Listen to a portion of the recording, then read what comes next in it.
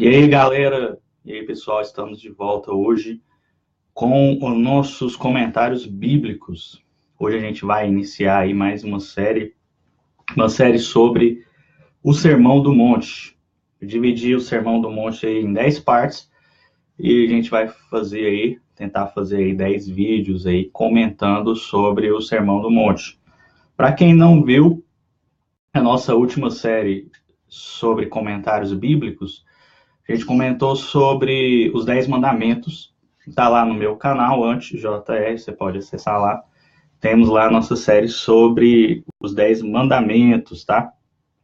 Então, a gente vai, continuar, porque a gente falou muito nos 10 mandamentos sobre o Sermão do Monte. Porque Jesus, ele interpreta algumas coisas dos 10 mandamentos no Sermão do Monte também. Então, para introduzir esse tema, o Sermão do Monte está em Mateus capítulo 5 até o 7. Eu vou usar a versão da NVT. Eu acho que na maioria dos vídeos, se não em todos os vídeos, eu vou usar essa versão, que é uma versão nova que eu sempre recomendo aqui no meu canal para você comprar e ler ela, que é uma versão muito boa. Então, fazendo uma introdução rápida aí, a gente não precisa falar muita coisa, a gente vai falar durante os vídeos a respeito disso.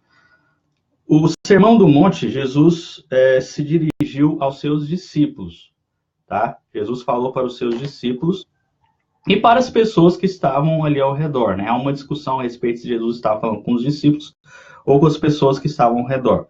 Provavelmente, a palavra é dirigida diretamente aos discípulos e as pessoas que estavam ali em volta também ouviram a respeito dessa palavra. Então, começa dizendo assim: certo dia, quando Jesus viu que as multidões se juntavam, subiu a encosta do monte e ele sentou-se. Seus discípulos se reuniram ao redor e ele começou a ensiná-los. Então, muitos consideram o Sermão do Monte o principal ensino de Jesus, porque Jesus ele ensina coisas principais a respeito do reino de Deus, do evangelho, interpretação da lei, nesses 3 capítulos aqui. E passando rapidamente, começa com as famosas bem-aventuranças, né? E aqui sobre as bem-aventuranças, a gente precisa falar uma coisa que as pessoas confundem. Quando fala aqui sobre chorar, sobre humildade, sobre justiça, sobre misericórdia, sobre essas coisas, Jesus não quer dizer todos os assuntos da vida.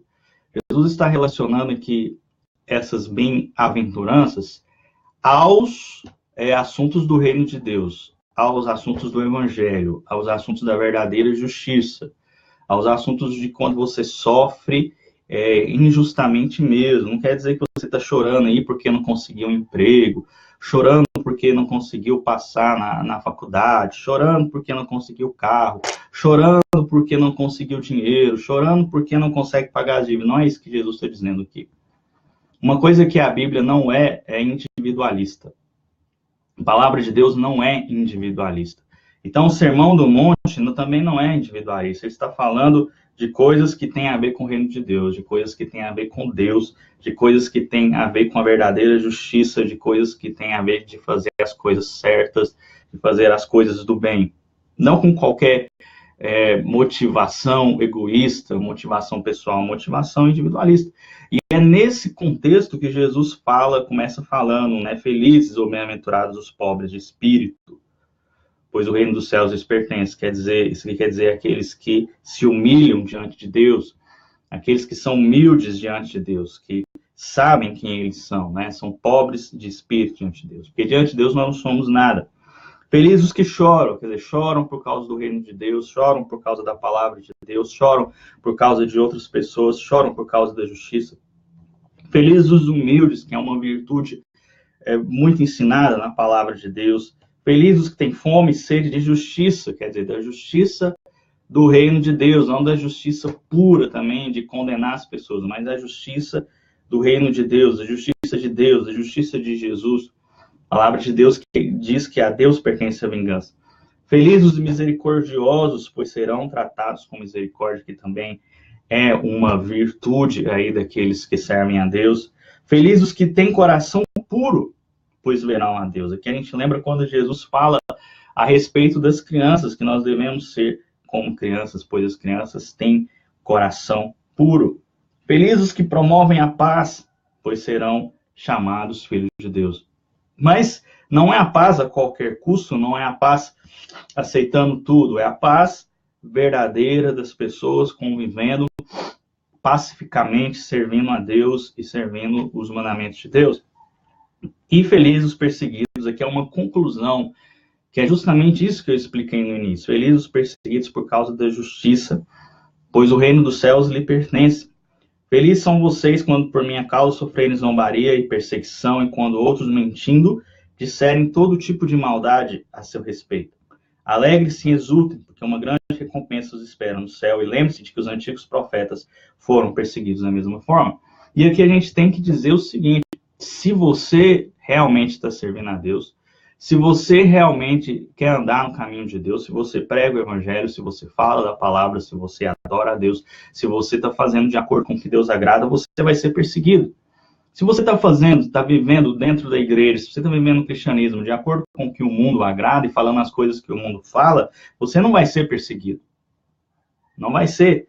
As pessoas não vão te criticar, não vão te cutucar. Mas se você realmente vive o evangelho, você vai sofrer zombaria, você vai sofrer perseguição, as pessoas vão mentir a seu respeito, as pessoas vão fofocar a seu respeito, as pessoas vão aumentar as coisas aos seus respeitos, porque os profetas foram perseguidos e mortos. Jesus foi crucificado por falar a palavra de Deus. 11 apóstolos morreram, então continua.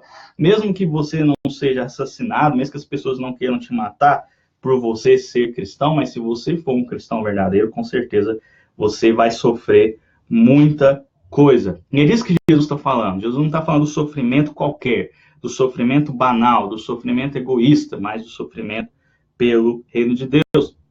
E Jesus continua dizendo aqui, para nós terminarmos essa primeira parte: vocês são o sal da terra. Mas se o sal perder o sabor, para que servirá? É possível torná-lo salgado outra vez? Será jogado fora e pisado pelos que passam, pois já não servem para nada. E vocês são a luz do mundo. É impossível esconder uma cidade construída no alto de um monte. Pulando aqui para o verso 16. Da mesma forma, suas boas obras devem brilhar para que todos as vejam e louvem seu Pai que está no céu. Então Jesus quer dizer o seguinte aqui: o verdadeiro cristão se mostra pelos seus frutos. Um verdadeiro cristão se mostra pelas suas obras. Aquela história, aquela conversa de que eu sou salvo, que eu sou predestinado e eu posso pecar à vontade, é tudo besteira. Quem é cristão de verdade vai procurar seguir os mandamentos de Jesus. Quem é cristão de verdade vai procurar fazer boas obras, vai procurar fazer o bem, vai procurar fazer aquilo que Deus agrada. Afinal, o que Jesus está dizendo aqui é o seguinte: olha, vocês são o sal da terra, vocês são a luz do mundo, né? E de quanta luz o mundo hoje precisa, né? A gente pode encerrar com isso aqui, esse vídeo. Quanta luz o mundo hoje precisa? Está cada vez mais em trevas, cada vez mais as pessoas mergulhadas em trevas, e pouca luz tem brilhado. E quando a luz brilha, as pessoas não querem que a luz brilhe. Mas é isso que Jesus disse. Nós somos a luz do mundo. Aquele que quer servir a Deus é a luz do mundo. E as nossas boas obras devem brilhar. As pessoas devem ver. Não que Jesus está ensinando aqui que a salvação é pelas obras, mas Jesus está ensinando aqui é o seguinte, é o que ele vai falar em outras partes. Se você é uma macieira, você vai dar maçã. Se você é, sei lá, qualquer tipo de árvore, você vai dar o fruto correspondente. Se você é cristão, você vai fazer boas obras consequentemente. Ok? Então, depois a gente volta com a segunda parte aí do Sermão do Monte. A gente vai ver aqui um pouco sobre a lei, né, que a gente já viu na nossa série sobre os 10 mandamentos. Então, obrigado aí a quem assistiu aí ao vivo, quem estava assistindo agora. Logo aí vai estar o link no Facebook sobre o canal do YouTube, né, o nosso vídeo aí no YouTube. Convido você a curtir, a comentar, se inscrever no nosso canal e ver os nossos outros vídeos também. Beleza? Obrigado aí e até a próxima.